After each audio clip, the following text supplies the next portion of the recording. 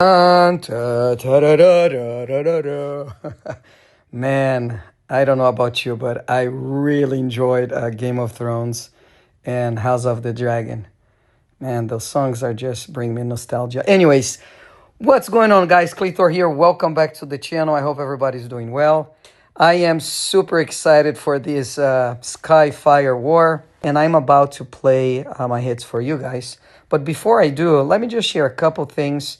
One, for the sake of clarity, because I did not address this as clearly as I could on my last video, and then basically give you my first impression after I got done with my flag. So first thing that I wanted to say again is this. When you click on the war icon right here that says SKYFIRE, right, you're going to see this pop-up, right, the war rule pop-up. And right here in the middle, you can see that the attack and assist dragons have currently 60% more spirit bonus, 60% more damage, and 60% more healing. Now, let me show you this picture that I basically took. I took some screenshots on my very first flag. So on my very first flag, I basically had no bonus, right? Right here it says that attack and assist dragons have currently no additional bonus. So your first flag, you're not going to get any additional bonus. On your second flag, you're going to be getting 10% bonus if you use the dragon on your first flag. And basically, every time you use a dragon, you will keep adding an additional 10%. So here was at the end of my second flag. So as I was starting my third flag, I had 30%.